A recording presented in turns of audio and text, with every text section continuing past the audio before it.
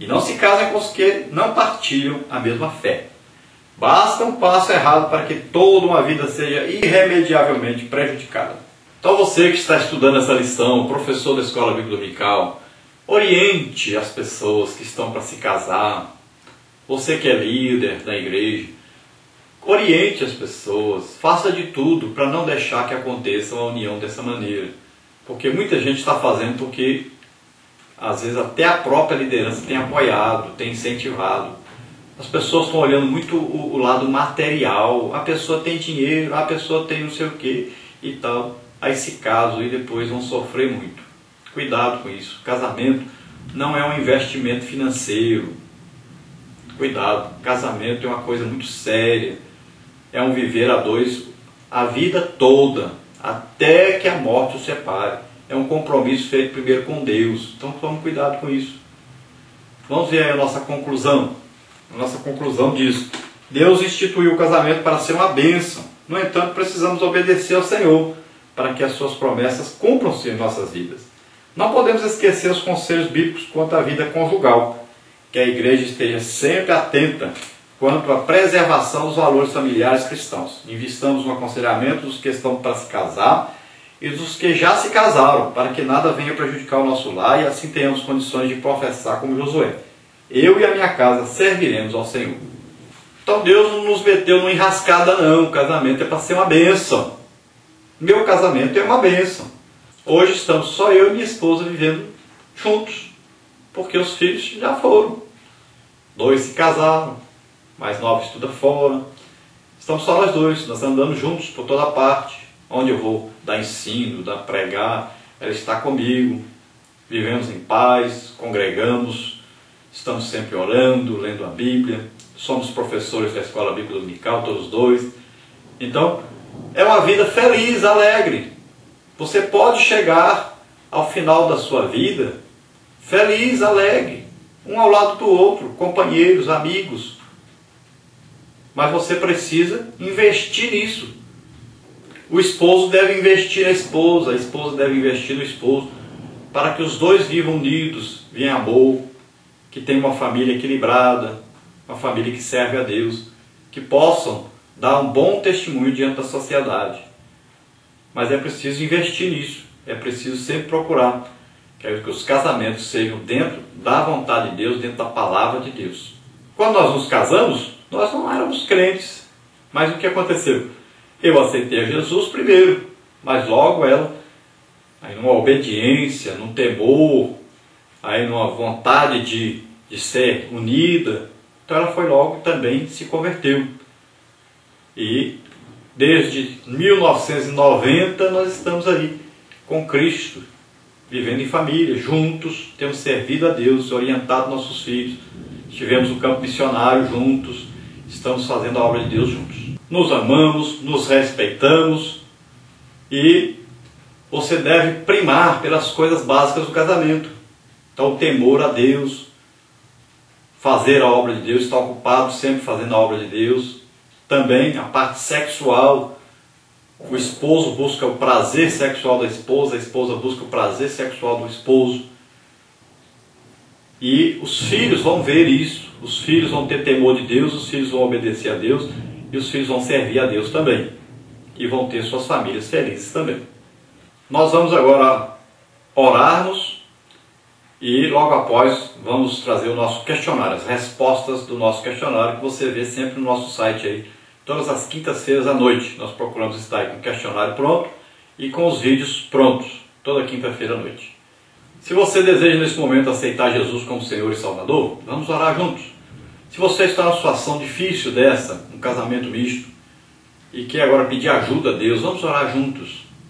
Se você está enfermo, está doente, vamos orar juntos para que o Senhor sare agora, cure todas as suas enfermidades, todas as suas doenças. Vamos orar agora. Pai querido, em nome de Jesus, ó Senhor, recebe essas vidas que se chegam a Ti.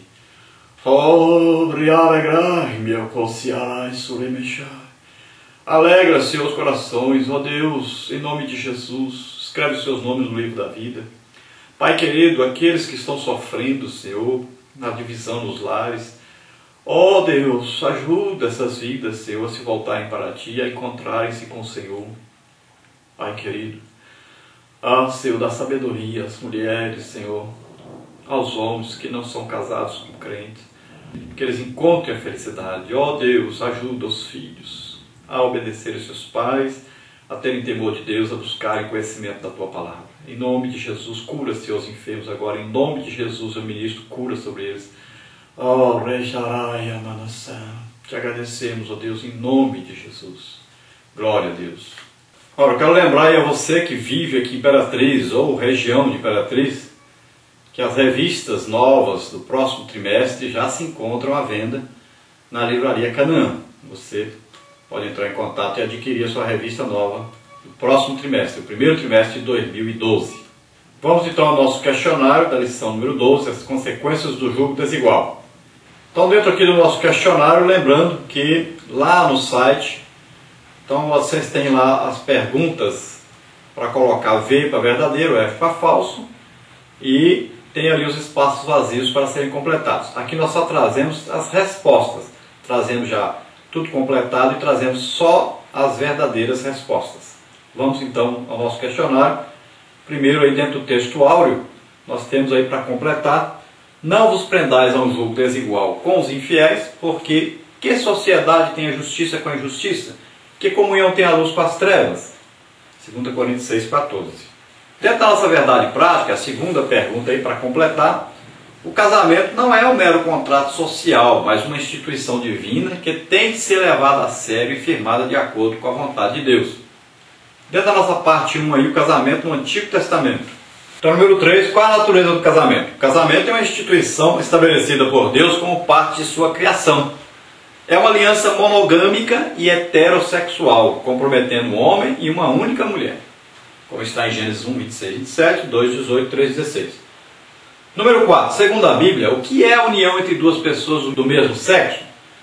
Então é abominação aos olhos de Deus, conforme Levíticos 18, 22. De ambos fez o Senhor uma só carne, Gênesis 2, 24. Número 5, o que é o matrimônio?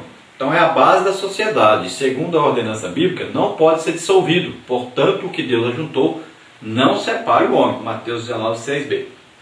Número 6, o que Deus ordenou aos israelitas após a saída do Egito sobre casamentos proibidos?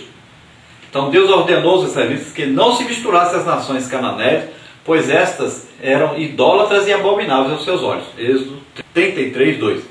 A ordem era clara e Israel não poderia ignorá-la, porque os casamentos mistos acabariam por quebrar a aliança divina, tornando o povo de Deus semelhante aos gentios. Deuteronômio 7, de 1 a 6. Número 7. Apesar de todas as advertências de Deus, qual foi o rei famoso aí que lhe desobedeceu e quais as consequências disso? Salomão não observou os preceitos divinos. Ele uniu-se com o casamento aos povos ímpios e pagãos, acerca dos quais o Senhor advertira a Israel que não fizesse aliança com eles. Diz a Bíblia que o rei de Israel andou em seguimento de Astarote, deusa dos Sidônios, em seguimento de Milcom, a abominação dos Amonitas. 1 de Reis 11:5. Salomão desobedeceu a Deus e levou Israel à ruína.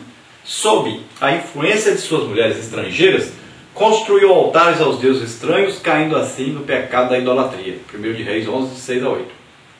Parte 2. O casamento misto no tempo de Neemias. Número 8. Qual a constatação de Neemias sobre a situação de Israel após a volta do cativeiro babilônico? Neemias observou que os judeus estavam caindo no mesmo pecado de Salomão. Vi também naqueles dias judeus que tinham casado com mulheres asdoditas, amonitas e moabitas. Neemias 13, 23. Os judeus sabiam muito bem que Deus era contra os casamentos mistos, pois estes, além de contrariar os seus mandamentos, sempre acabavam por trazer sérias consequências à nação. Neemias 13, 26. A ordenança do Senhor era clara e não comportava nenhuma dúvida.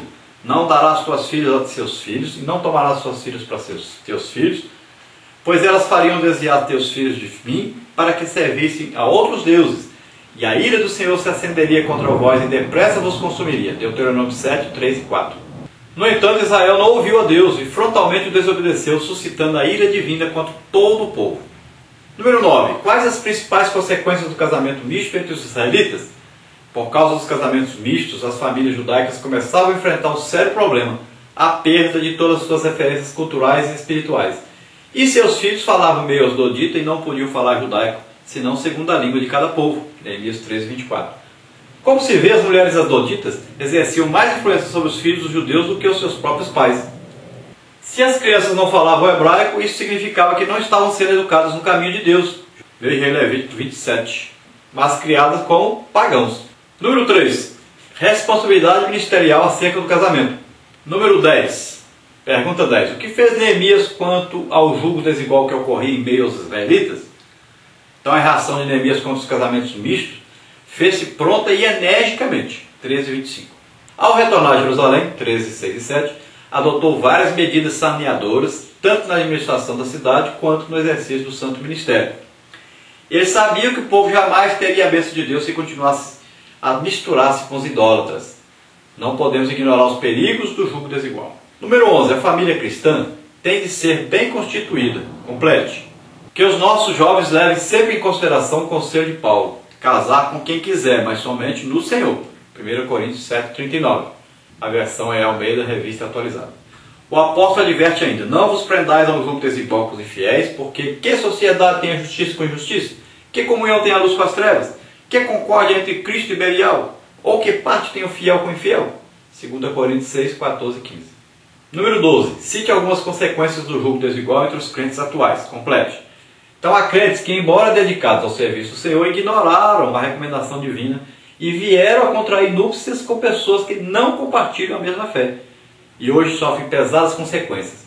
Seus filhos, à semelhança das crianças israelitas do tempo de Neemias, não possuem quaisquer referências espirituais. Além do mais, quando o descrente influencia o crente, este logo apostata da fé. Que Deus nos livre do naufrágio espiritual. Pergunta número 13. Qual o conselho para os que já se casaram com pessoas não crentes e para os que ainda querem fazê-lo? Complete. Não estamos sugerindo que o crente se divorcie do cônjuge descrente, até porque a palavra de Deus recomenda exatamente o contrário. Se algum irmão tem mulher incrédula e esta consente em morar com ele, não a abandone. E a mulher que tem marido incrédulo e este consente em viver com ela, não deixe o marido. 1 Coríntios 7, 12 e 13. No entanto, insistimos. Os que estão para se casar, observe a palavra de Deus e não se ponham no julgo desigual com os incrédulos. Número 14. Que jamais venhamos a esquecermos do exemplo de Neemias. Cite algumas recomendações sempre atuais para aqueles que desejam se casar. Complete. Aconselhemos nossos jovens e os que estão para se casar que procurem agir segundo a vontade de Deus. Não se casem com os que não partilham a mesma fé. Basta um passo errado para que toda uma vida seja irremediavelmente prejudicada. Nossas decisões não podem ser tomadas levianamente. A exemplo de Neemias, oremos ao Senhor pedindo-lhe: venha abençoar e purificar o seu povo. Neemias 13, 29. Conclusão aí, número 15. Deus instituiu o casamento para ser uma bênção. O que precisamos fazer para que as suas promessas cumpram-se em nossas vidas? Então precisamos obedecer ao Senhor. Não podemos esquecer os conselhos bíblicos quanto à vida conjugal. Que a igreja esteja sempre atenta quanto à preservação dos valores familiares cristãos. Número 16 aí, para completar. Investamos no aconselhamento dos que estão para se casar e dos que já se casaram, para que nada venha prejudicar o nosso lar. E assim tenhamos condições de professar como Josué: eu e a minha casa serviremos ao Senhor. Glória a Deus. Aleluia.